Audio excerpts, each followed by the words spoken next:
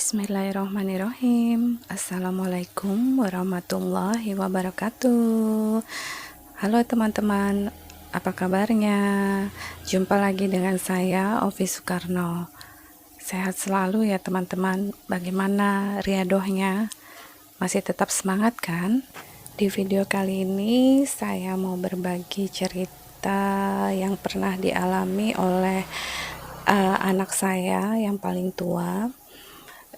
Harapan saya cerita ini bisa menginspirasi buat kalian di sana yang mungkin sedang berjuang, ingin masuk sekolah, ingin kuliah, tapi terkendala mungkin biaya atau merasa nggak punya kemampuan akademik.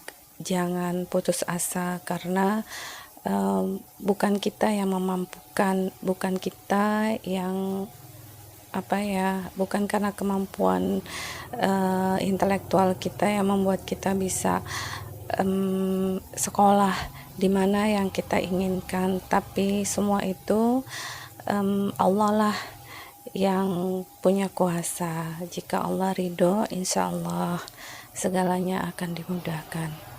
Insya Allah ya teman-teman, tidak ada maksud saya untuk pamer atau ria atau membanggakan diri.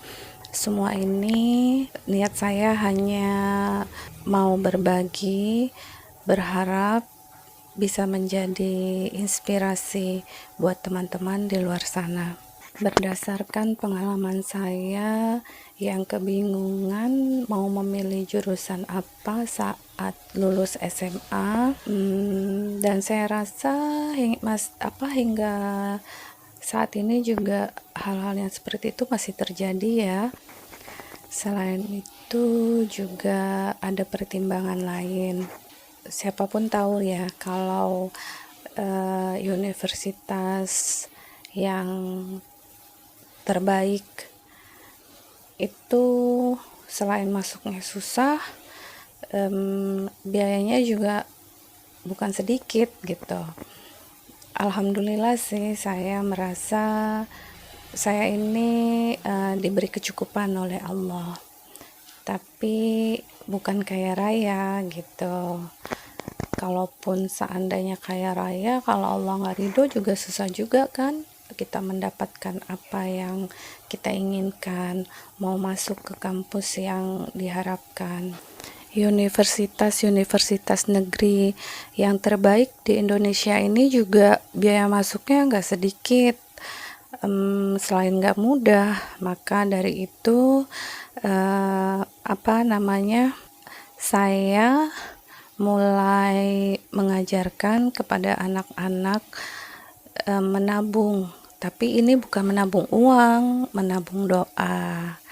Nah, anak pertama saya dari SD itu, setelah dia kelas 5 SD, saya mulai bertanya kepada dia minat dan bakatnya, apa yang dia inginkan. Panggil aja Mas ya, karena dia paling tua. Jadi si Mas ini karena dari umur 3 tahun hobi banget main game ya. Bayangin anak umur 3 tahun yang belum bisa baca tulis, tapi dia main PS yang jago banget gitu. Bahkan game-game yang pakai huruf kanji gitu aja dia ngerti gimana caranya. Waduh, saya nggak tahu deh ya, kayak gitu kan. Jadi karena dia hobi main game, dia bilang ke saya bahwa dia ingin suatu saat bisa bikin game sendiri. Dan mulai saat itu saya mulai mencari tahu harus kemana nanti si Mas ini menuntut ilmu. Maksudnya nanti kalau sudah lulus SMA dia harus masuk ke jurusan apa. Walaupun saya tahu ya yang namanya anak kecil ini kan keinginannya bisa berubah-ubah. Em, jadi ya nggak masalah juga sih gitu, tetap aja saya cari tahu. Nah, ke dianya sendiri, saya mulai mengajak dia menabung doa. Jadi semua itu mungkin kalau Allah ridho. Dan selain sholat 5 waktu, saya mulai mewajibkan si Mas ini bangun tahajud, walaupun dia bangun 10 menit sebelum azan subuh. Ya nggak apa-apa kan, namanya juga anak SD. Dan sedikit demi sedikit lah ya, kan ibaratnya seperti kita mengajarkan sesuatu itu kepada anak-anak, apalagi sesuai usianya lah, apalagi dia kan masih sekolah dasar.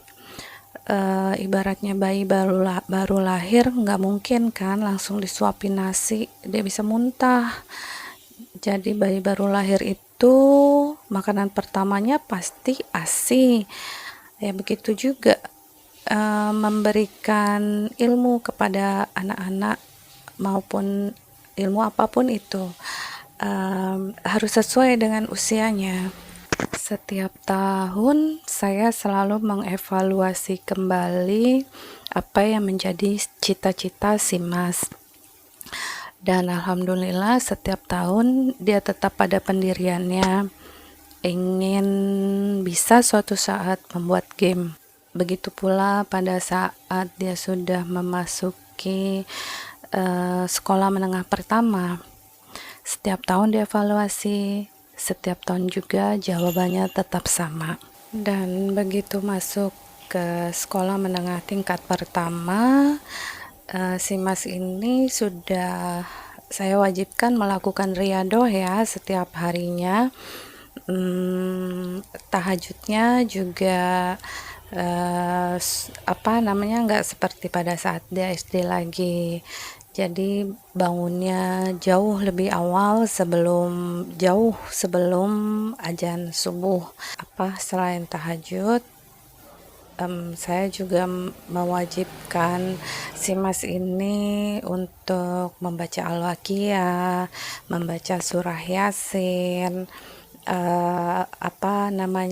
duha juga jangan sampai ketinggalan. Selain itu, doa-doanya juga semakin ditingkatkan ya. Setelah mulai masuk SMA, saya evaluasi kembali. Ya memang itu jadi kewajiban setiap tahun ya, mengevaluasi apakah si Mas ini masih tetap pada pendiriannya. Karena dia tetap pada cita-citanya seperti saat SD dulu, ya saya mulai mencari-cari tahu kampus mana yang terbaik, terus harus masuk jurusan apa.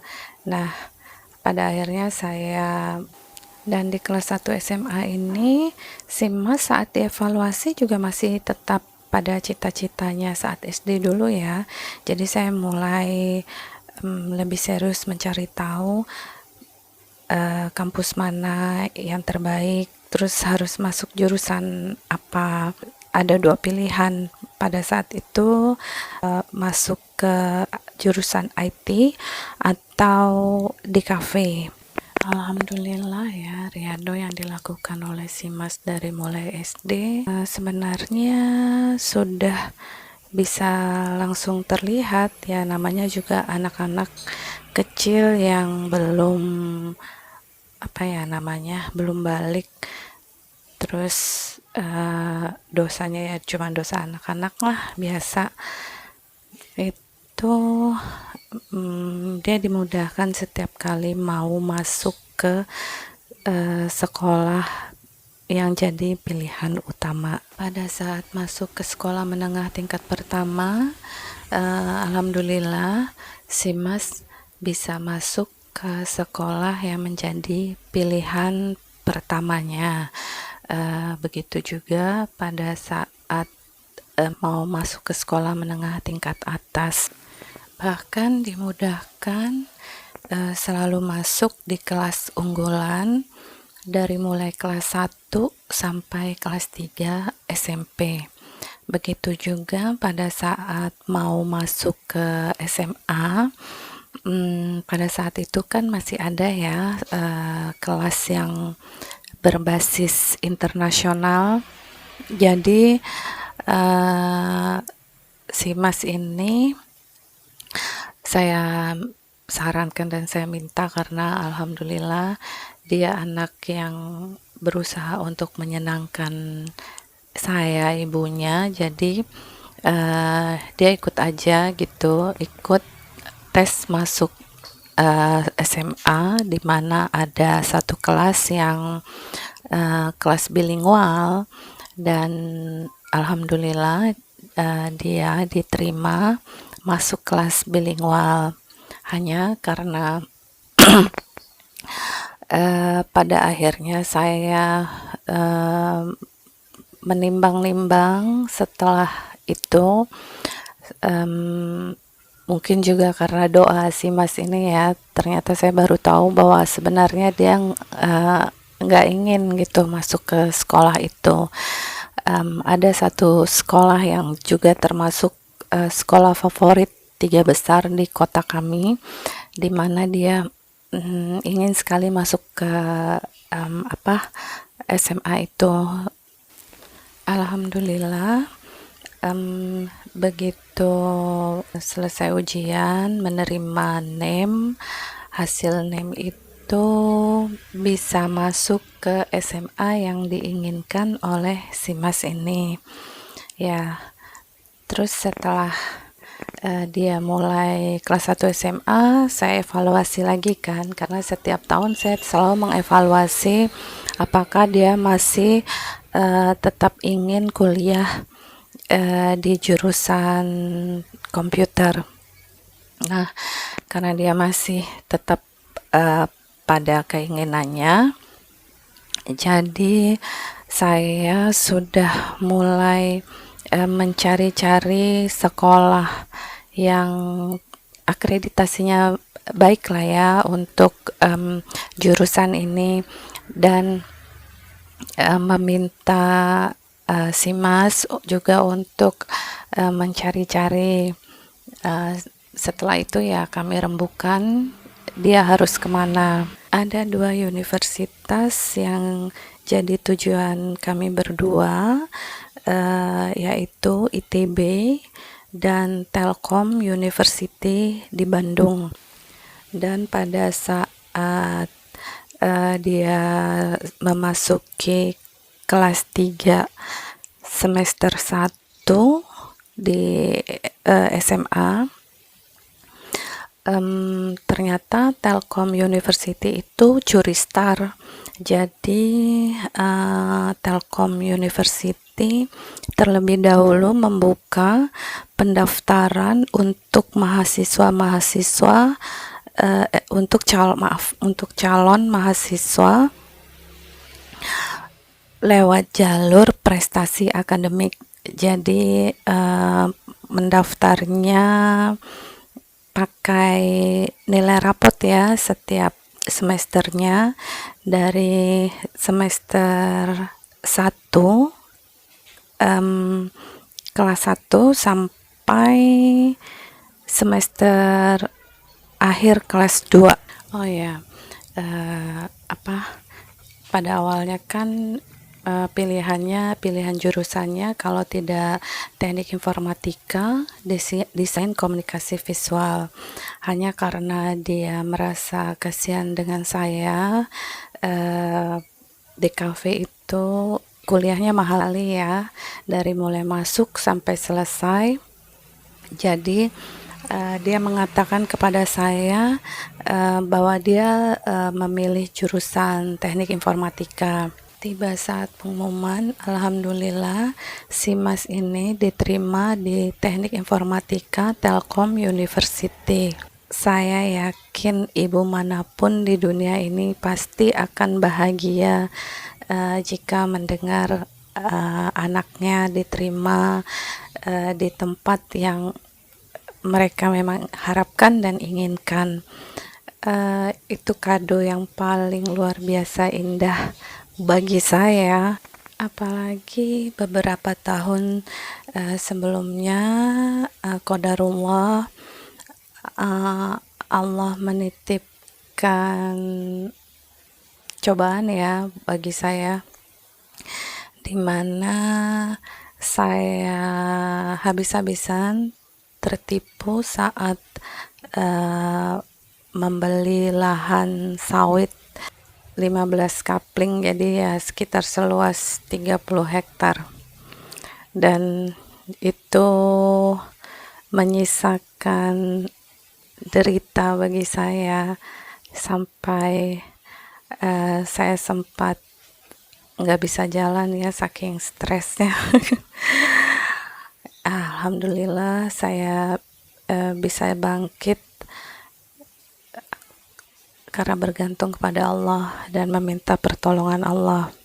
Memang si Mas ini lulus TELU tanpa tes, tapi kan bukan lewat jalur beasiswa. Jadi walaupun dia mahasiswa undangan, tetap aja kan kami harus bayar gitu uang masuknya, dan saya nggak nyangka karena itu kan dia masih kelas 3 semester 1. Jadi saya pikir begitu diterima di TELU pembayarannya nanti gitu, begitu dia selesai SMA. Ternyata enggak, jadi kami diberi waktu itu hanya sekitar berapa ya, 3 minggu untuk pembayaran pertama. Memang bisa dicicil, tapi nominalnya ya alhamdulillah gitu buat saya. Apalagi pada saat itu saya lagi dalam kondisi krisis finansial ya, seperti apa yang saya ceritakan barusan tadi. Nah, ya saya hanya berserah diri aja kepada Allah, karena saya kan begitu juga dengan si Mas ini. Kami berdua seperti sepasang kaki yang harus beriringan gitu. Kalau hanya saya sendiri atau hanya dia sendiri yang melakukan riyadhah, pastinya akan lebih lama. Misalnya begini, kalau sepasang kaki itu dia berjalan bersamaan kan, atau berlari bersama, pasti sampainya akan lebih cepat kan, ketimbang kalau hanya punya satu kaki gitu kan. Kalau hanya satu kaki pastinya lama, harus meloncat-loncat. Jadi ya saya dan dia semakin kuat gitu melakukan riyadhahnya, ditambah amalannya, ditambah sunah-sunahnya. Alhamdulillah, kurang beberapa hari deadline pembayaran pertama untuk masuk ke universitas. Adik saya tiba-tiba saja datang gitu kan, pada saya nggak pernah sama sekali minta pertolongan siapapun, juga nggak pernah gitu mengeluh dan minta pertolongan kepada ibu dan adik-adik saya. Nah, Allah lah yang menggerakkan hati dan mengirimkan adik saya. Jadi dia meminjamkan uang sebesar pembayaran pertama yang harus saya setorkan ke universitas sebagai tanda bahwa kami menerima gitu, masuk ke situ. Dan adik saya ini membebaskan, terserah saya kapan saya membayar uang yang dia pinjamkan. Kalau saya sudah punya uangnya.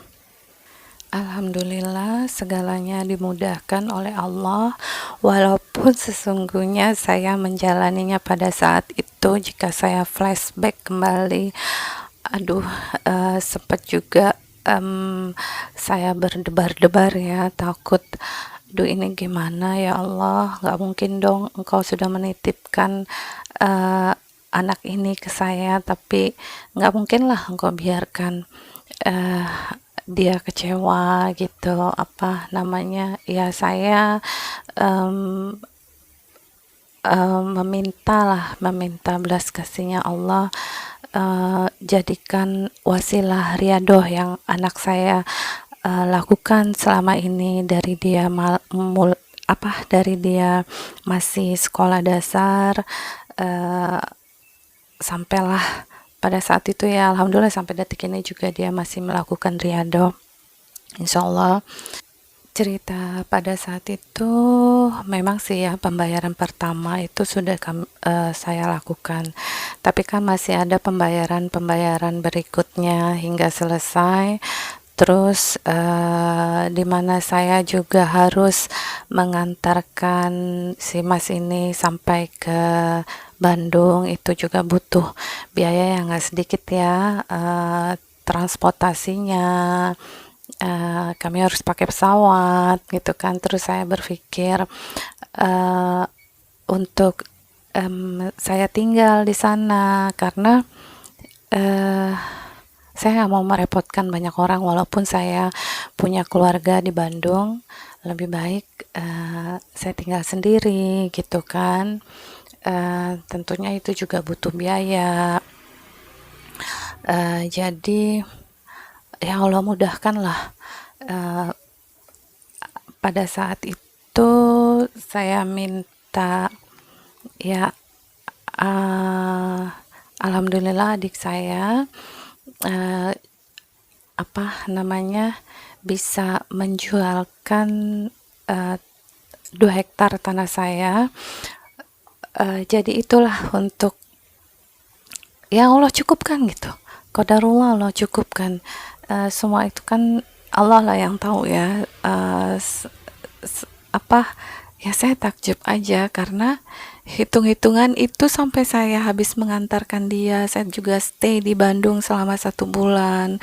Eh, karena kan saya harus apa ya, survei melihat eh, seperti apa gitu lingkungan di situ. Terus pada awalnya saya juga mencari tahu bagaimana untuk apply beasiswa. Jadi ya saya stay di sana sekitar 1 bulan. Nah, tanah yang saya jual melalui adik saya itu, eh, siapapun tahu ya kalau jual tanah, jual rumah itu kan nggak mudah. Tapi alhamdulillah semuanya itu dimudahkan oleh Allah. Hanya dalam hitungan ya minggu ya, hanya berapa minggu gitu. Alhamdulillah ada yang membeli tanah yang saya jual, dan eh, qadarullah nominalnya itu dipaskan sama Allah untuk saya melunasi utang saya ke adik saya, yang untuk pembayaran pertama masuk universitas, dan sisanya itu ya untuk semua segala kebutuhan dan pembayaran sampai lunas, transportasi kami, akomodasi saya. Terus segala biaya-biaya dia di sana juga, sampai yang perintil-perintilan yang kecil-kecil untuk dia beli, kebutuhan dia untuk ospek dan lain sebagainya. Itu kisah salah satu keajaiban Riado yang saya dan anak saya lakukan. Harapan saya ini bisa menjadi inspirasi bagi teman-teman semua dan anak-anak saya di luar sana. Jangan putus asa jika uh, merasa tidak punya secara finansial, teruslah bermimpi, teruslah mengejar cita-cita, istiqomah, menjalankan riyadhah. Pasti ada dong teman-teman di luar sana yang mengatakan, lah itu kan karena saya punya adik yang bisa bantu saya punya properti yang bisa saya jual gitu. Insya Allah teman-teman, yakinlah, walau kita nggak punya apapun yang bisa kita jual, kita nggak punya seseorang yang mungkin kuat secara finansial yang bisa membantu kita, tapi percayalah, jika kita dekat dan bersandar kepada Allah, insya Allah pasti Allah akan membantu kita, yakin itu. Saya mengalami banyak sekali keajaiban-keajaiban yang saya rasakan dalam hidup saya, terutama pada saat saya mengalami cobaan yang paling berat gitu dalam hidup saya. Astagfirullahaladzim, semoga Allah selalu menjaga hati saya. Insya Allah saya bercerita ini tidak ada maksud hati saya untuk membanggakan diri ataupun riya. Nauzubillahimin zalik. Tujuan saya hanya ingin berbagi, memotivasi teman-teman sekalian di luar sana bahwa segala sesuatunya itu mungkin. Saya sendiri juga sebenarnya termotivasi oleh orang-orang yang sudah sukses sebelumnya. Saya banyak membaca buku tentang mereka-mereka yang latar belakang kehidupan mereka itu sebenarnya kekurangan, tapi mereka tidak pernah putus asa, selalu berjuang mengejar mimpi dan melakukan lebih daripada orang lain. Yang mereka lakukan, saya lebih cenderung kepada orang-orang yang soleh ya. Berjuang lebih itu bukan lebih, maksud saya dari berjuang lebih daripada orang lain, bukan berjuang secara manusianya, tapi mereka lebih berjuangnya itu ikhtiar menggedor pintu langitnya yang lebih daripada orang lain. Karena saya merasakan sendiri, terkadang saya terpengaruh ya, namanya juga manusia yang hatinya selalu terbolak-balik dan setan selalu menggoda kita dengan keraguan-raguan. Jadi ada juga kadangkala saya melebihkan ikhtiar saya sebagai manusia, misalnya kerjanya yang dilebihkan daripada ikhtiar langitnya, dan pada akhirnya saya tersadar bahwa setengah mati saya bekerja pun saya tidak mendapatkan, bahkan nggak cukup gitu. Bukan tidak bersyukur atas apa yang sudah diberikan Allah, tapi pada kenyataannya memang ya seperti itu. Berbeda sekali jika saya mendahulukan ikhtiar langit saya yang melebihi daripada orang-orang lain. Jadi saya bukan usaha lalu berdoa, tapi berdoa dulu baru usaha. Kalau saya melakukan itu, ikhtiar langitnya yang saya kencengin, alhamdulillah semuanya itu insya Allah dicukupi Allah. Baiklah teman-teman, sampai di sini dulu sharing-sharing dari saya. Saya berharap semoga bermanfaat bagi kawan-kawan semua. Tetap semangat ya teman-teman. Mohon maaf jika ada kekurangan. Assalamualaikum warahmatullahi wabarakatuh.